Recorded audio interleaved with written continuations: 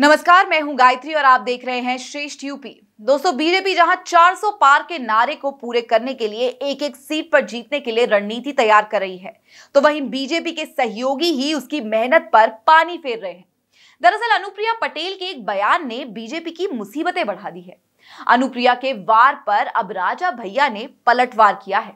क्या है पूरा मामला, जानने के लिए देखिए रिपोर्ट। यूपी में बीजेपी को इस बार कई मोर्चों पर लड़ना पड़ रहा है। कहीं उसके अपने नाराज हैं तो कहीं जाति समीकरण साधने में पार्टी पिछड़ती नजर आ रही है। पूरे देश भर के राजपूत बीजेपी से नाराज बताए जा रहे हैं। खास तौर पर हिंदी पट्टी के राज्यों में बीजेपी की हालत पतली नजर आ रही है। बीजेपी का शीर्ष नेतृत्व हर सीट पर नाराज नेताओं को मनाने में लगा हुआ है।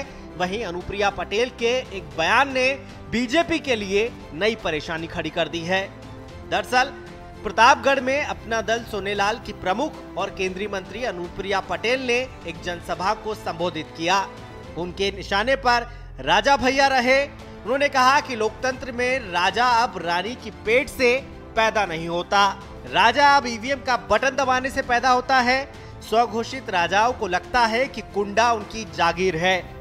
उनके भ्रम को तोड़ने का अब आपके पास बहुत बड़ा और सुनहरा अवसर है। साथ ही अनुप्रिया ने अपील करते हुए कहा कि इस बार ईवीएम का बटन दबाने जाएं तो याद रखिएगा कि केवल वोटर ही सर्वशक्तिमान है। अनुप्रिया के इसी बयान पर राजा भैया का पलटवार सामने आया है। जनसत्ता पार्टी लोकतांत्रिक के अध्यक्ष रघुराज प्रताप सिंह ने अनुप्रिया पटेल के बयान पर पलटवार किया है।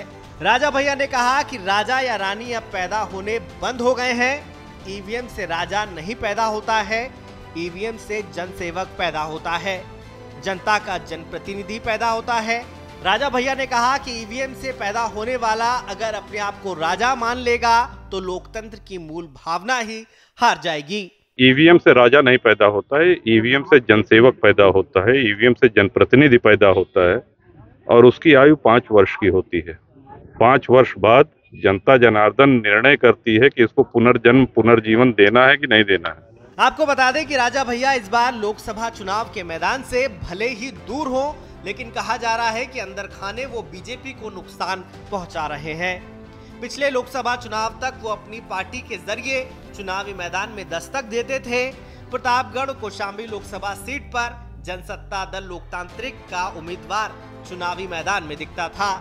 इस लोकसभा चुनाव में उनकी पार्टी ने कोई उम्मीदवार नहीं उतारा है। पिछले दिनों राजा भैया की मुलाकात बीजेपी के बड़े नेता और केंद्रीय गृह मंत्री अमित शाह से हुई थी, जिसके बाद इस मुलाकात ने यूपी का चुनावी मैदान गरमा दिया था। हालांकि पिछले दिनों राजा भैया ने अपने समर्थकों को साफ कर दिया कि वो किसी भी पार्टी का समर्थन या विरोध नहीं कर रहे हैं। जनसत्ता दल से जुड़े कार्यकर्ताओं और समर्थकों को अपनी इच्छा से सोच समझकर वोट करने की अपील राजा भैया ने की थी। बहरहाल राजपूतों को मनाने में जुटी बीजेपी के लिए अनुप्रिया पटेल का बयान परेशानी का सबब है। जहां हमेशा जैसे बड़े नेता राजपूत समाज को मनाने की हर संभव कोशिश कर रहे हैं, तो वहीं अनुप्रिया पटेल का बयान बीजेपी को नुकसान पहुंचा सकता है। ऐसे में कौशाम्बी, प्रतापगढ़ और प्रयागराज सीट पर जीत किस पार्टी की होगी, ये देखना दिलचस्प होगा। तो दोस्तों, कैसी लगी आपको हमारी ये रिपोर्ट, कमेंट सेक्शन में जरूर बताएं। बाकी उत्तर प्रदेश से जुड़ी हर अहम खबर के लिए देखना ना भूलें श्रेष्ठ यूपी। यूपी की हर खबर देखने और उनसे अपडेट रहने के लिए हमारे चैनल श्रेष्ठ यूपी को सब्सक्राइब और लाइक करें। साथ ही बेल आइकन को दबाना ना भूलें, जिससे हमारे हर वीडियो की जानकारी आप तक पहुंचती रहे।